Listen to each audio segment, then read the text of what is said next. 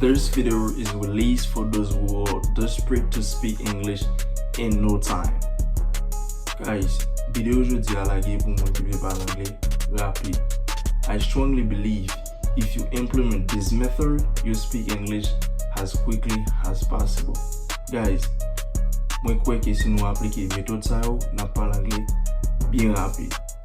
Today, I'm gonna give out 5 methods to speak English before you know it. Guys, je vais vous 5 méthodes pour parler anglais bien rapide. I want you to start this video from start to finish because the last method is a massive one. Guys, moi je vais nous regarder vidéo ça. Depuis le commencement jusqu'à la fin parce que dernière méthode là sont vraiment pemba. So without further ado, let's dive into it. Sans perdre de temps, on entre dans la méthode.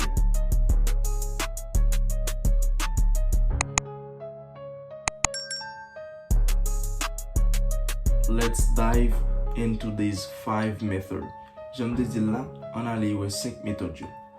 The first method is practice regularly. What I mean by practice regularly, you have to practice every single day. You have to practice every single phrase that you learn, every single vocabulary that you learn, every single verb that you learn. Because if you wait for perfection, if you wait for English to be excellent, to speak, it will never happen because perfection is the biggest myth of all. So once you practice every phrase that you learn, every vocabulary that you learn, that's exactly your English journey will go. Qui ça me dit pas practice regularly, guys? Practice regularly veut dire qui ça?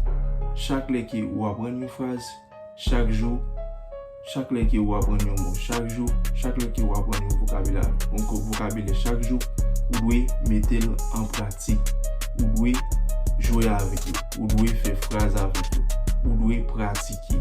Moi pas voulais qu'il mette dans tête nous qu'il n'attend perfection parce que perfection pas exister. Perfection c'est juste une illusion. Perfection dégradation illusion qu'il y a pas exister. Soit attendre que c'est les anglais bon pratiquer ou pas jamais pratiquer. The second method is language immersion.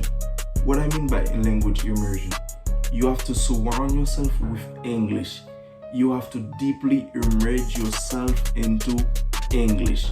I know a lot of you guys are really passionate about watching video, movies, listening to music all the time, watching funny video on YouTube. So you have to watch those videos in English. You have to listen to those music in English. You have to watch those funny videos in English because this is all that's gonna give you English. This is all that gonna propel you forward to speak English, properly forward to guide you to the process that's gonna lead you to speak English. Ça me dit par language immersion. On veut dire que faut que nous encercler tête nous, faut que nous immerger tête nous avec anglais. Mais connais en pile dans nous toujours aimer regarder vidéos, toujours aimer regarder films, toujours aimer entendre musique.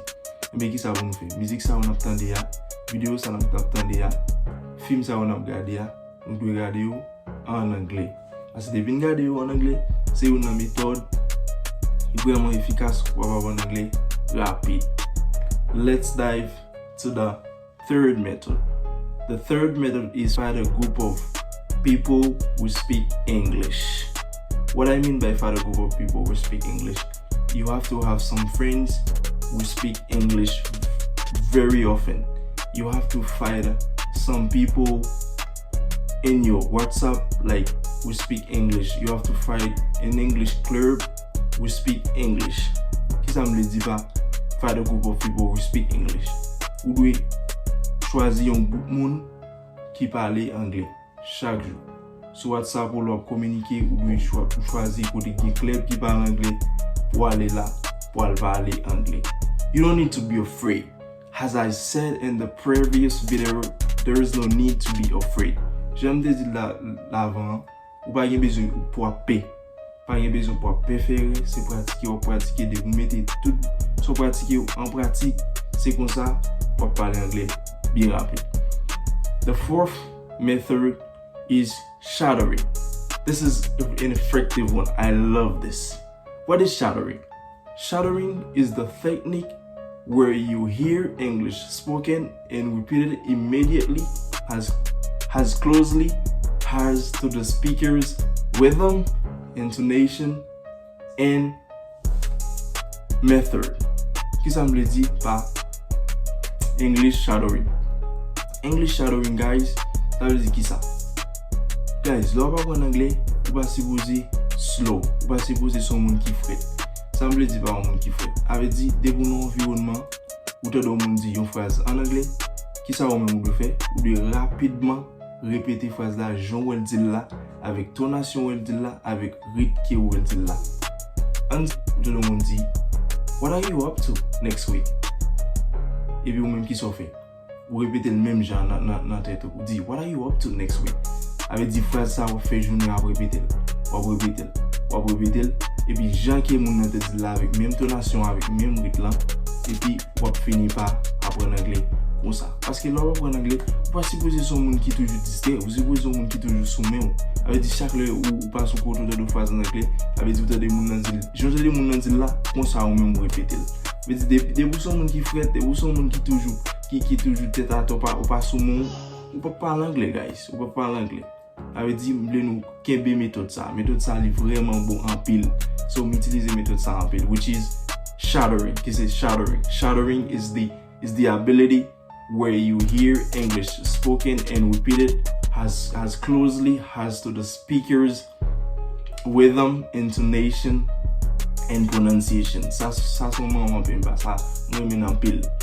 And the last method is to fake in English. This one, I really appreciate this one. What I mean by fake in English. Guys, I know so many of you are really like to speak English, but we have something that is we always do wrong, which is translating from your mother's language to English. So I don't like you to do that. I want you to stop. I want you to quit doing this today. Stop translating from your mother's language to English, because once you do that, you'll never be able to speak English. If you have something that just pop up your mind, what you gotta do is to try to think in English and say it in English. Don't say I'm going to translate from my mother's language to English. No, that's impossible. Guys, qui ça me dit pas think in English. Le well of think in English, ça veut dire qui ça? Ou chaque phrase qui vient dans tête ou pas penser dans langue maman là avant pour qu'à traduire en anglais. Non. Et puis phrase à monter dans tête ou immédiatement traduire en anglais et vous tout dire en anglais. Ou aussi vous y PD penser en langue maternelle et puis pour qu'à transmettre li en anglais à vous ça vous dire en anglais. Non. Ou pas parler anglais. Anglais pas sonner bien, anglais pas bien passé. Non, vous supposez think in English and say it in English. Once you do that, your English will be fluent, your English will be good. To be honest, you have to stop quitting. You have to stop doing that. I know so many of you really do that. I want you to stop doing that. Moi qu'on est en pile là, nous remet faire ça. C'est peut-être ça me fait vidéo ça. On dit que nous suspend penser dans langue maman nous et puis on a traduit en anglais. No, that's impossible.